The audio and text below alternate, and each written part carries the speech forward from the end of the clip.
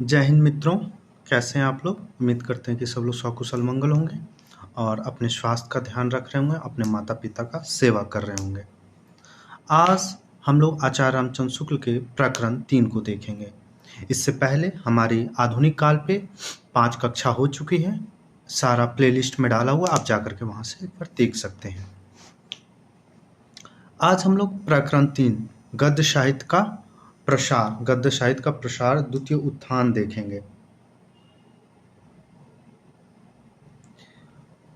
इनका जो समय है संवत 1950 से लेकर के 1975 तक। कब से कब तक समय? संवत 1950 से लेकर के 75। आचार्य रामचंद्र शुक्ल की जब पुस्तक को पढ़ते हैं तो आपको थोड़ा सा अलग नजर आएगा, इसलिए क्योंकि इनके जो लिखने के तरीके थे वह उसमें सारा तथ्य उनको नहीं मिल पा रहा था। दूसरा वजह कि आधुनिक काल में वह स्वयं जी रहे थे। यह जो द्विवेदी युग छायावाद के लगभग आसपास उनका खुद अपना जीवन काल चला था, जिस वजह से वो समकालीन कवियों के विषय में लिखने से बहुत कटते थे। फिर भी उन्होंने बहुत कुछ लिखा, हम लोग आगे देखेंगे। सामान्य परिचय प्रकरण 3 में क्या हो? सामान्य परिचय, उनको थोड़ा देखेंगे। व्याकरण की शुद्धता और भाषा की सफाई प्रवर्तक द्विवेदी जी ही थे। ऐसा इसलिए कहे तो व्याकरण की शुद्धता, आपको पता हो द्विवेदी मतलब महावीर प्रसाद द्विवेदी। जब भारतेंदु युग में बहुत सारी रचनाएं हो रही थी तो व्याकरणिक दृष्टि उसमें नहीं रखी जा रही थी। व्याकरणिक दृष्टिकोण से कोई भी लेख या किताबें तैयार नहीं की जा रही थी, बस रचनाएं हो रही थी। जब महावीर प्रसाद द्विवेदी आए तो उन्होंने कहा कि व्याकरणिक दृष्टि से भी शुद्ध होना बहुत ज़्यादा जरूरी है, और उन्होंने व्याकरण शुद्धता का प्रारंभ कर दिया। और इसके लिए उन्होंने व्याकरण की कई पुस्तकें भी अच्छे लिखे हुए हैं। तो व्याकरण की शुद्धता और भाषा की सफाई के प्रवर्तक किन्हें माना था? द्विवेदी जी को, अर्थात महावीर प्रसाद द्विवेदी को। यह इंपॉर्टेंट है, इसको याद रखिएगा। विभक्तियां की शुद्धता को लेकर एक आंदोलन चला। इस आंदोलन के नायक हुए थे पंडित गोविंद नारायण जी मिश्र, जिन्होंने विभक्ति विचार, एक पुस्तक है विभक्ति विचार नाम की एक छोटी सी पुस्तक द्वारा हिंदी के विभक्तियों को शुद्ध विभक्तियां बताकर लोगों को उन्हें मिलाकर लिखने की सलाह दी है।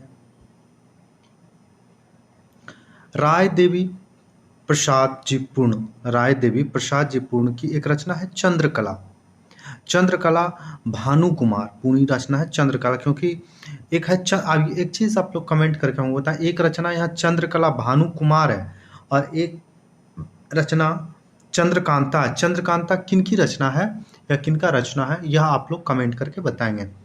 राय देवी प्रसाद जी पूर्ण ने चंद्रकला भानु कुमार नामक एक बहुत बड़े डील डोल का नाटक लिखा था। समालोचना का आरंभ हालांकि भारतेंदु के जीवन काल में ही कुछ न कुछ हो गया था, लेकिन श्रीयुत महावीर प्रसाद द्विवेदी ने पहल विकृत आलोचना का रास्ता निकाला। यह बात कौन कह रहे हैं? शुक्ल कह रहे हैं कि आलोचना का शुरुआत तो आप देखेंगे प्रताप नारायण मिश्र और बालकृष्ण भट्ट ने ही शुरू कर दी थी, लेकिन उनको एक सशक्त रूप में बनाने का कार्य किन्होंने किया? तो महावीर प्रसाद द्विवेदी ने किया है। आगे है, अब प्रकरण 4 में हम लोग चलेंगे, जिसमें गद्य साहित्य का प्रसार, और गद्य साहित्य के प्रसार में नाटक, उपन्यास, कहानी, निबंध, इन सब का विकास कैसे हुआ, यह चीज आपको यहाँ देखने को मिलेगा कि पहले अनुदित नाटक हुए, फिर मौलिक रचना हुई, फिर अनुदित उपन्यास, नाटक, कहानी, सभी की स्थितियां ऐसी रही। तो सबसे पहले हम लोग नाटक देखेंगे। नाटक में अनुदित नाटक देखेंगे, उसमें हम लोग देखेंगे बांग्ला भाषा में कैसे अनुवाद हुआ, फिर अंग्रेजी से कैसे अनुवाद हुआ, फिर संस्कृत से कैसे अनुवाद हुआ, फिर अंग्रेजी में कैसे, फिर मौलिक रचनाएं कैसे हुई, यह सब हम लोग देखेंगे अनुदित नाटक में। बंग भाषा के अनुवाद नाटक, अनुदित नाटक में सबसे पहले कौन देखेंगे? बांग्ला भाषा से जो हमारे नाटक अनुवाद हुए हैं उसको हम लोग देखेंगे। संवत 1950 के लगभग, कब का समय बता रहा है? संवत 1950 के लगभग गमहर जिला गाजीपुर, कहाँ पड़ता? गमहर जिला गाजीपुर में पड़ता, के बाबू गोपाल राय ने वनवीर व ब्रुवाहन, देश दशा, विद्या विनोद और रविंद्र बाबू के चित्रांगदा का अनुवाद किया। आगे है, द्वितीय उत्थान के अंतिम भाग में पंडित रूप नारायण पांडे ने, किनका नाम आ रहा, पंडित रूप नारायण पांडे ने गिरीश बाबू के पतिव्रता क्षीरोद प्रसाद, विद्या विनोद के खानजहां, रविंद्र बाबू के अचलायतन तथा द्विजेंद्र लाल राय के उस पार, शाहजहां, दुर्गादास, ताराबाई आदि कई नाटकों के अनुवाद प्रस्तुत किए। अनुवादकों की भाषा अच्छी खासी हिंदी है। अब देखेंगे हम लोग, देखें बांग्ला से कौन कौन से नाटक का अनुवाद हुआ। अब हम लोग देखेंगे अंग्रेजी में कौन से। देखिएगा यहाँ मुख्य रूप से बताया जा रहा है कि इस यह नाटक का अनुवाद हुआ। यह स्पष्ट नहीं किया गया है कि किन्होंने किया और इसके लेखक कौन थे और किस जिस इसका मौलिक रचना जो थी वह किस लेखक के थे। यह सब चीज़ें स्पष्ट रूप से क्लियर नहीं किया गया, कब प्रकाशित हुआ अनुदित रचना उसकी। इसलिए हम लोग बस उसको समझने का प्रयास करेंगे। हालांकि यहाँ से भी प्रश्न नहीं के बराबर बनते हैं। जयपुर के पुरोहित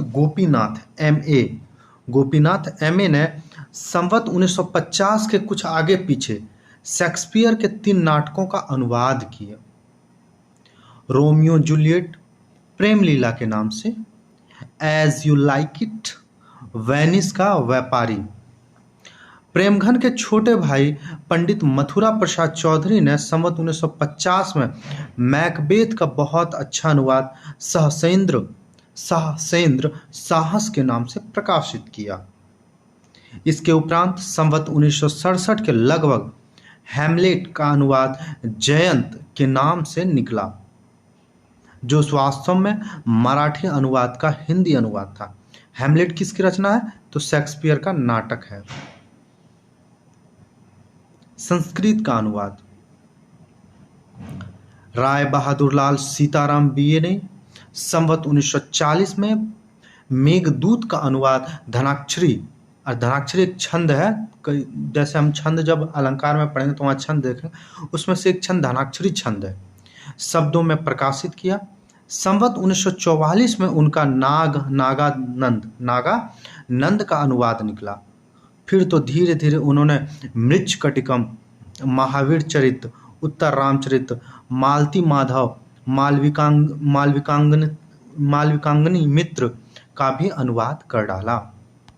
भारतेंदु के समय में राय बहादुर लाल काशी के क्वींस कॉलेज बनारस में पढ़ता है, जिसमें से आप देखिएगा जयशंकर प्रसाद भी पढ़े थे और बाद में भारतेंदु भी इसमें से पढ़े हुए हैं। क्वींस कॉलेज के सेकंड मास्टर थे। क्वींस कॉलेज के क्या थे, ये सेकंड मास्टर थे। पीछे डिप्टी कलेक्टर हुए और अंत में शांतिपूर्वक प्रयाग में आ रहे, जहां 2 जनवरी 1937 को उनका शाकितावास हुआ। संस्कृत की रत्नावली नाटिका हरिश्चंद्र को बहुत पसंद थी और उनके कुछ अंश का अनुवाद भी उन्होंने किया था, पर पूरा न कर सका। बाल मुकुंद गुप्त ने इसको पूरा किया। आपसे यहाँ से प्रश्न बन सकते हैं, इसको आप लोग ध्यान में रखेंगे कि भारतेंदु हरिश्चंद्र कौन सा अनुदित नाटक अधूरा रह गया था। एक उनकी मौलिक नाटक भी सती प्रताप जो था वह अधूरा रह गया था। आप लोग कमेंट करके बताएंगे किन्होंने उसे पूरा किया। और उनका एक अनुदित नाटक भी यहाँ अधूरा बताया जा रहा, कौन, रत्नावली नाटिका, उसको किन्होंने पूरा किया, बाल मुकुंद गुप्त ने। इसको याद रखिएगा, इंपॉर्टेंट है। मौलिक नाटक जरूर याद रखिए, क्योंकि अन्य गद्य विधा में आप लोग यही सब चीज़ें पढ़ेंगे जहां आपको परेशानियां होगी, इसलिए डेटा को आप यहाँ से भी याद रखने का प्रयास करेंगे। काशी निवास पंडित किशोरी लाल गोस्वामी ने प्रथम उत्थान के अंत में 2 नाटक लिखे, चौपट चपेट और मयंक मंजरी। मयंक मंजरी कई बार पूछा गया है, इसको आप लोग याद रखिएगा।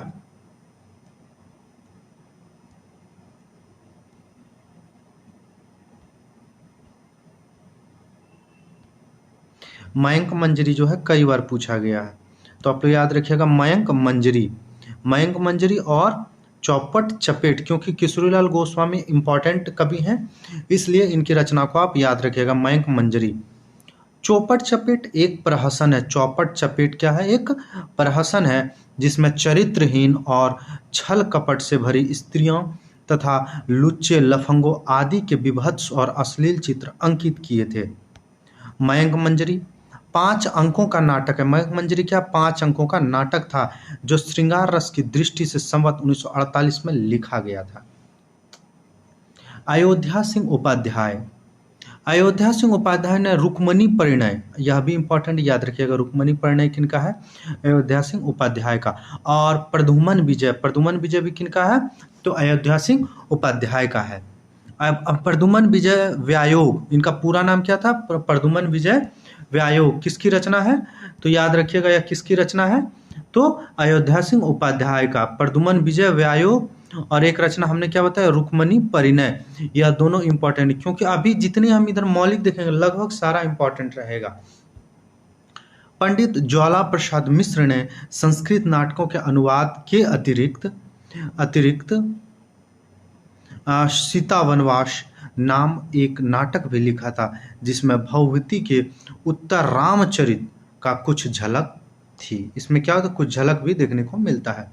बलदेव प्रसाद मिश्र, प्रभास मिलन किनका? बलदेव प्रसाद मिश्र का। इंपॉर्टेंट, ब्रज के नंद यशोदा गोपियों के प्रभाव क्षेत्र में वासुदेव कृष्ण बलराम आदि से भेंट होने का मार्मिक प्रसंग लेकर बड़ी सौहृदता के साथ रचा गया।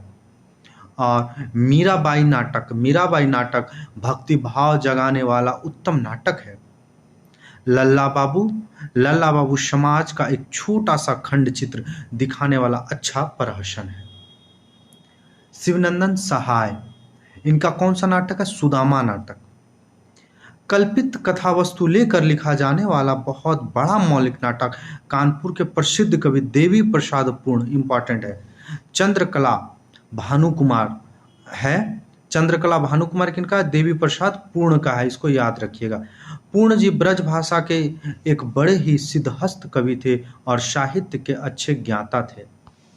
अब हम लोग उपन्यास में चलेंगे। हम लोग नाटक देख लिए कैसे क्या हुआ, अब हम लोग उपन्यास को पढ़ेंगे।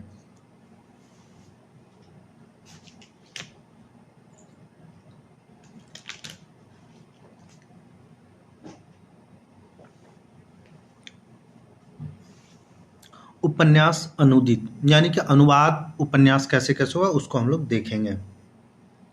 संवत 1951 तक बाबू रामकृष्ण वर्मा उर्दू और अंग्रेजी के भी कुछ अनुवाद कर चुके थे। यानी रामकृष्ण वर्मा का जो नाम लिया जाता है वो अंग्रेजी और उर्दू में भी कुछ उपन्यास का अनुवाद कर चुके, जैसे ठग वृतांत माला संवत 1946 में किए थे, पुलिस वृतांत माला 1947 में किए थे, अकबर 1948 में किए थे, अमृत वृतांत माला 1951 के थे, चित्तौर चातकी का बंग भाषा से अनुवाद उन्होंने संवत 1952 में किया।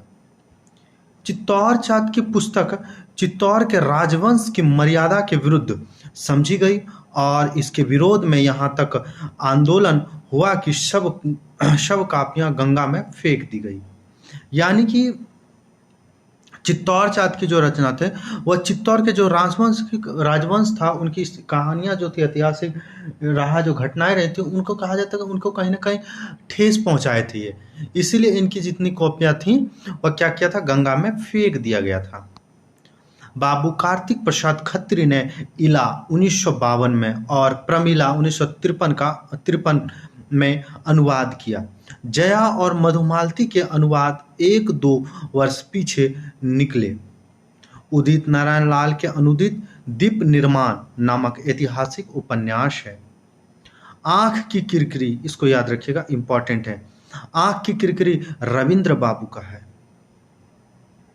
काशी के गंगा प्रसाद गुप्त ने पूना में हलचल उपन्यास का उर्दू से अनुवाद किए थे। मराठी से अनुदित उपन्यासों में बाबू रामचंद्र वर्मा का छत्रसाल बहुत प्रसिद्ध है। मौलिक उपन्यास अब हम लोग देखेंगे। मौलिक उपन्यास में देखिएगा इसमें से ज़्यादा प्रश्न यहाँ बनते हैं। हिंदी साहित्य के इतिहास में बाबू देवकी नंदन का स्मरण इस बात के लिए सदा बना रहेगा कि जितने पाठक उन्होंने उत्पन्न किए उतने और किसी ग्रंथकार ने नहीं। शुरू में चंद्रकांता, इसको याद रखिएगा, क्या नाम आता? चंद्रकांता और चंद्रकांता संतति, यह भी याद रखिएगा। दोनों ही जो है देवकी नंदन खत्री का महत्वपूर्ण रचना और कई बार पूछा गया, प्रकाशन वर्ष के साथ सहित पूछा गया क्योंकि क्रम में पूछा गया। कौन हो गया? चंद्रकांता, चंद्रकांता के संतति, काजर की कोठरी, इनकी बहुत सारी ऐसी रचनाएं जो महत्वपूर्ण है। फिर भूत करके भी कोई रचना है। पढ़कर न जाने कितने नवयुवक हिंदी से लेखक हो गए, यानी कि यह जो इनकी दो रचनाएं पढ़ करके ना जाने कितने नवयुवक हिंदी के लेखक हो गए।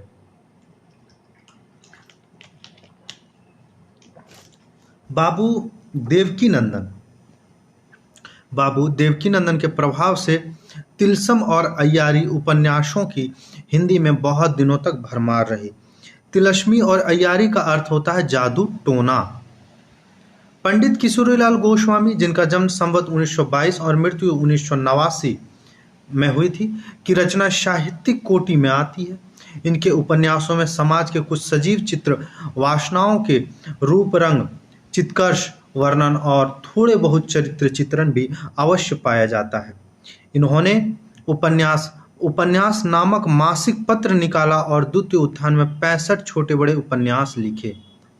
आपसे पूछ दिया जाएगा था कि उपन्यास नामक मासिक पत्र किन्होंने निकाला, तो आप लोग याद रखिएगा देवकीनंदन खत्री ने निकाला। और इनके लगभग कितने उपन्यासों का जिक्र कौन करते हैं? आचार्य रामचंद्र शुक्ल। लगभग 65 छोटे बड़े उपन्यासों का जिक्र कौन करते हैं? आचार्य रामचंद्र शुक्ल। यहाँ से आपसे प्रश्न पूछे जा सकते हैं। अतः साहित्यिक की दृष्टि से इन्हें हिंदी का पहला उपन्यासकार कहना चाहिए। ये इंपॉर्टेंट है, इसको याद रखिएगा कि इतिहास साहित्य की दृष्टि से पहला उपन्यासकार किसे माना गया है? तो लाला किशोरीलाल गोस्वामी को। किशोरीलाल गोस्वामी के उपन्यास है तारा, चपला, तरुणा तपस्विनी, रजिया बेगम, लीलावती, राजकुमारी, लवंगलता, हृदयहारिणी, हीराबाई, लखनऊ की कब्र इत्यादि। यह जितनी रचना है इसको आप लोग याद रखिए, क्योंकि यहाँ से ज़्यादातर प्रश्न बन चुके हैं। कौन कौन से हैं? तारा, चपलता, तरुण तपस्विनी, रजिया बेगम, लीलावती, राजकुमारी, लवंगलता, हृदयहारिणी, हीराबाई, लखनऊ की कब्र। ये सभी रचनाएं जो है वो क्या है? परीक्षा दृष्टिकोण से इंपॉर्टेंट है। किनका सभी रचनाएं? किशोरीलाल गोस्वामी के। प्रसिद्ध कवि गद्य लेखक पंडित अयोध्या सिंह उपाध्याय ने भी 2 उपन्यास ठेठ हिंदी में लिखे।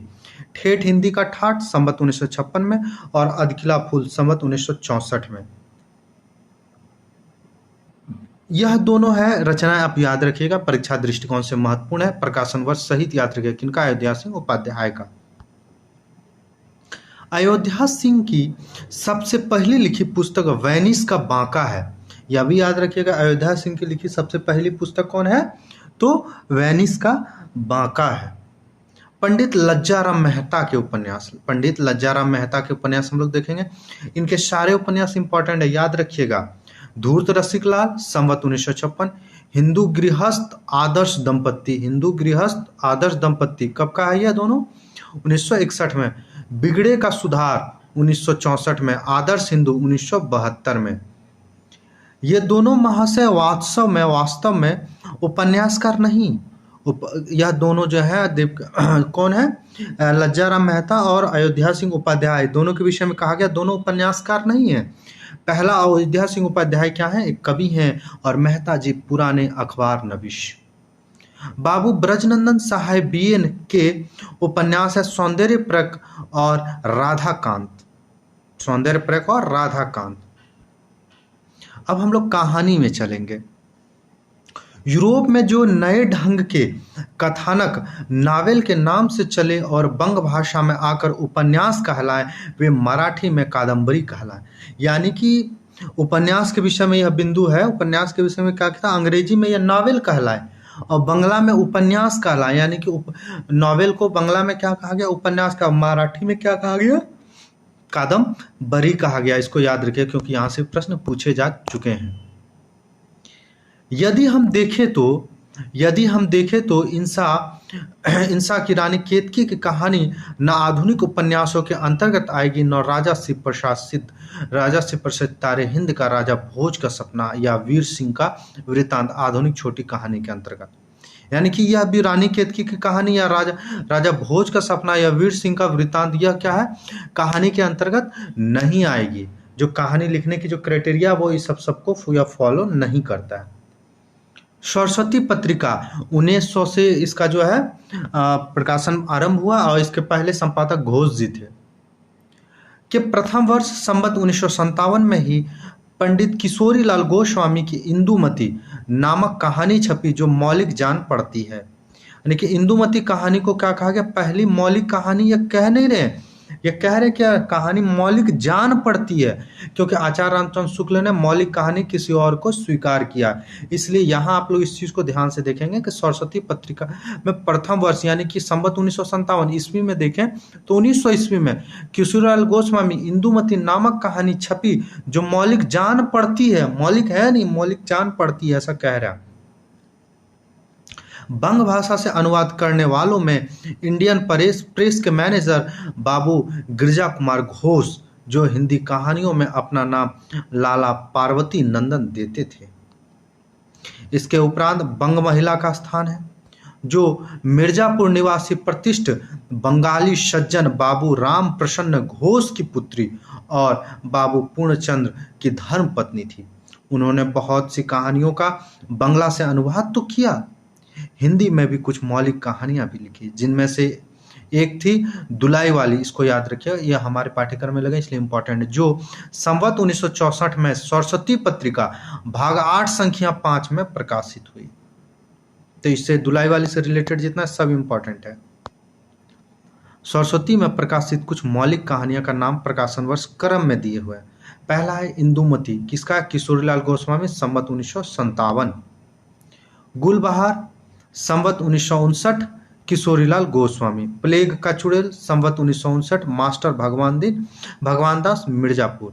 11 वर्ष का समय संवत 1960, आचार्य रामचंद्र शुक्ल। ये जितनी कहानियां बता रहे हैं सब मोस्ट इंपॉर्टेंट, याद रखिएगा, यहाँ से ज़्यादातर प्रश्न पूछे जा चुके हैं। और यह जो हम आपको बता रहे हैं इसको क्रम में भी याद रखिएगा, इंदुमती, गुलबहार, प्लेग का चुड़ैल, 11 वर्ष का समय, पंडित और दुलाई वाली। इसको आप लोग क्रम में याद रखिए, क्योंकि क्रम में भी यहाँ से प्रश्न बन चुके हैं। दुलाई वाली संवत 1964 बंग महिला की है। यदि मार्मिकता की दृष्टि से भाव प्रधान कहानियों को चुने तो 3 मिलते हैं। पहला इंदुमती, दूसरा 11 वर्ष का समय, तीसरा दुलाई वाली। यदि इंदुमती को मौलिक कहानी कैसे नहीं माने, देखिए यहाँ क्या कहते हैं, यदि इंदुमती कहानी किसी बंगला कहानी की छाया नहीं होती तो हिंदी की यही पहली मौलिक कहानी ठहरती। तो इससे क्या तात्पर्य होता है कि यह पहली मौलिक कहानी नहीं है। संवत 1968 आप लोग कमेंट में बताएंगे कि मौलिक कहानी किसे माना गया, क्योंकि हम पिछले दिन टेलीग्राम पे आपको बताए थे कि किसको ये मौलिक कहानी माने थे। संवत 1968 में कल्पना और भावुकता के कोश बाबू जयशंकर प्रसाद की ग्राम, इंपॉर्टेंट है, ग्राम नामक एक कहानी उनके मासिक पत्र कौन, इंदू क्या थी, मासिक पत्रिका थी, मासिक पत्र में निकली, जिसके उपरांत उन्होंने आकाशदीप पाठ्यक्रम में लगे हुए, विषाती, प्रतिध्वनि, स्वर्ग के खंडर, चित्र मंदिर इत्यादि अनेक कहानियां लिखी। सारे कहानियां इंपॉर्टेंट है।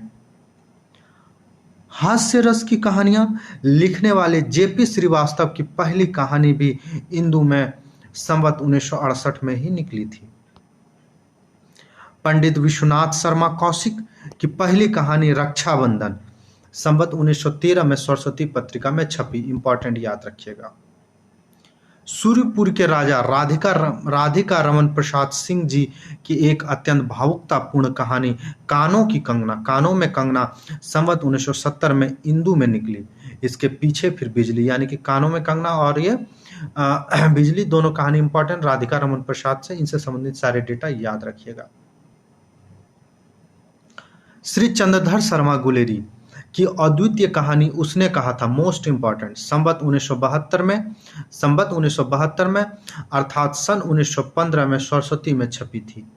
घटना इसकी ऐसी है, यह कथन दोनों या तीनों याद रखिएगा, यह कथन यहाँ से पूछा भी गया।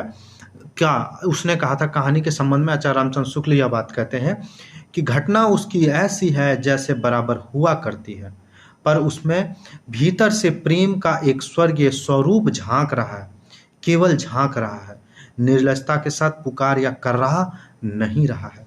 इसकी घटनाएं ही बोल रही है, पात्रों के बोलने की अपेक्षा नहीं है। यह मोस्ट इंपॉर्टेंट कथन किनका, आचार्य रामचंद्र शुक्ल का। किनके विषय में, तो उसने कहा था कहानी के संदर्भ में। अब हम लोग निबंध में प्रवेश करेंगे। यदि गद्य कवियों या लेखकों की कसौटी है तो निबंध गद्य की कसौटी है। इसको याद रखिएगा, मोस्ट इंपॉर्टेंट। क्या कहते हैं, यदि गद्य कवियों या लेखकों की कसौटी है तो निबंध गद्य की कसौटी है। निबंध या गद्य विधान कई प्रकार के हो सकते हैं, विचारात्मक, भावात्मक, वर्णनात्मक। यह सभी प्रकार के निबंध हो सकते हैं। कौन कौन, विचारात्मक, भावात्मक और वर्णनात्मक। अब हम इन तीनों का थोड़ा थोड़ा सा व्याख्या रखे हुए हैं। विचारात्मक निबंध क्या होता है, इसको समझेंगे। विचारात्मक निबंधों में व्यास और समास की रीति, भावात्मक इसमें क्या होता है, व्यास और समास की रीति होती है, यानी है कि विचारात्मक यानी कि बहुत विस्तार पूर्वक लिखा जाएगा या तो फिर बहुत कम शब्दों में भी लिखा जा सकता है। भावात्मक निबंध में धारा, तरंग और विक्षेप की रीति, इसी विक्षेप के भीतर प्रलाप शैली आएगी। इस उत्थान काल के आरंभ में ही निबंध का रास्ता दिखाने वाले 2 अनुवाद ग्रंथ प्रकाशित हुए। बैकन विचार रत्नावली, अंग्रेजी के बहुत पुराने क्या पहले निबंध, लॉर्ड बैकन के कुछ निबंधों का अनुवाद, और निबंध मालादर्श चिपलूणकर के मराठी निबंधों का अनुवाद। बैकन विचार रत्नावली महावीर प्रसाद द्विवेदी की यह रचना है, निबंध है। किनका, बैकन विचार रत्नावली किनका, महावीर प्रसाद द्विवेदी का। और निबंध मालादर्श किनका है, पंडित गंगा प्रसाद अग्निहोत्री का है। इंपॉर्टेंट है, याद रखिएगा। पंडित महावीर प्रसाद द्विवेदी को अब हम लोग देखेंगे।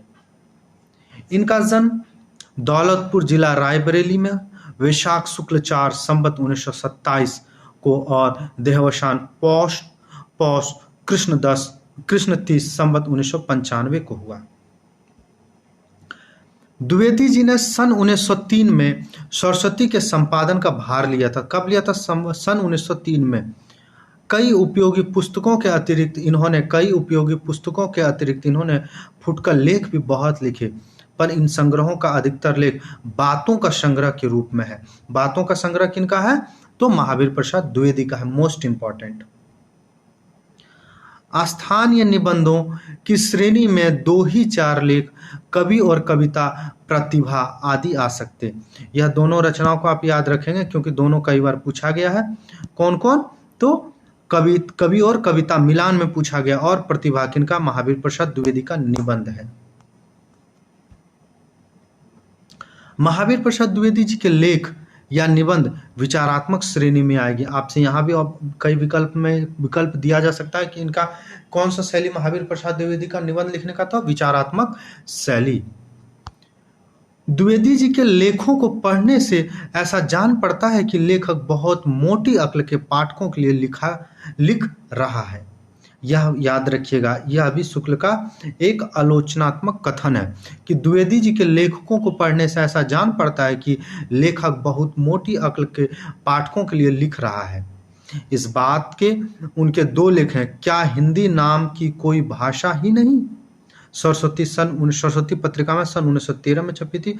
आर्य समाज का कोश, आर्य समाज का कोप है, आर्य समाज का कोप, सरस्वती पत्रिका 1914 में छपी थी। तो इनकी 2 रचनाएं कौन हो गई कि क्या हिंदी नाम की कोई भाषा ही नहीं, दूसरा है आर्य समाज का कोप। माधव प्रसाद मिश्र, अब हम लोग देखेंगे कि उनको माधव प्रसाद मिश्र को देखेंगे। मिश्र जी का जन्म पंजाब के हिसार जिले में भिवानी के पास कुंगड़ नामक ग्राम में भाद्र शुक्ल 13 संवत 1928 को, और प्रलोकवास उसी ग्राम में प्लेग के चैत्र कृष्ण 4 संवत 1964 में हुआ। ये बड़े तेजस्वी, सनातन धर्म के समर्थक, भारतीय संस्कृति की रक्षा के सतत अभिलाषी विद्वान थे। गौड़ होने के कारण मारवाड़ियों से इनका विशेष लगाव था और उनका समाज का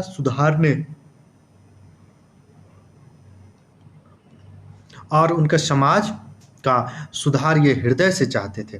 इसी से वैश्योपकार पत्र का संपादन भार कुछ दिनों तक इन्होंने अपने ऊपर लिया था।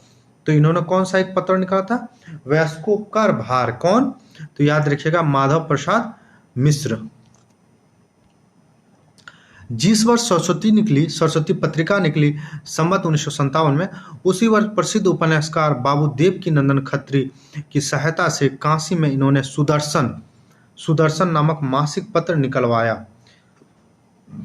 सुदर्शन मासिक पत्र मोस्ट इंपॉर्टेंट निकलवाया, जो 2.25 वर्ष चलकर बंद हो गया।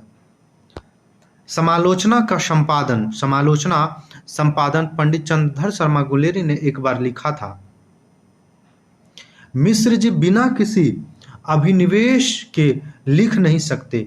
यदि हमें उनसे लेख पाना हो तो सदा एक न एक टंटा उनसे छोड़ ही रखा करें। पाश्चात्य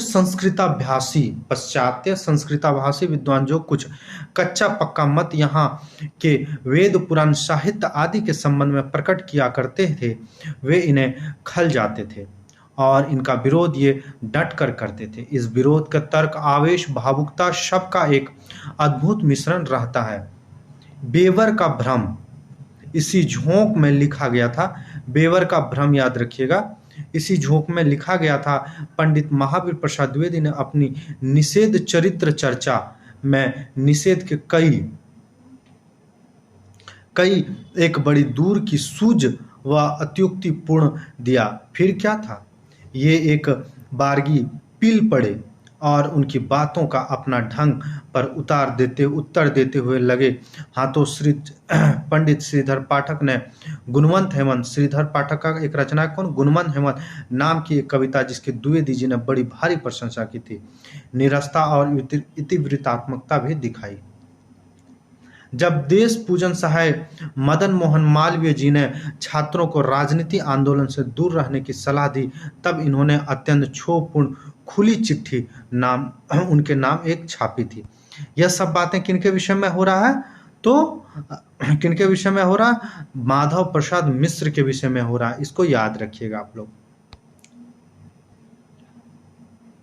सुदर्शन माधव प्रसाद मिश्र जी की लेख प्रायः सब विषयों पर निकलते थे, जैसे पर्व त्योहार, याद रखिएगा, पर्व त्योहार, उत्सव, तीर्थाटन, यात्रा, राजनीति इत्यादि। लोक सामान्य अस्थायी विषयों पर मिश्र जी के केवल 2 लेख मिलते हैं, धृति और क्षमा। मिश्र जी के निबंध हैं रिद्धि और सिद्धि। रिद्धि और सिद्धि किसके निबंध हैं? मिश्र जी के हैं रिद्धि और सिद्धि। बाल मुकुंद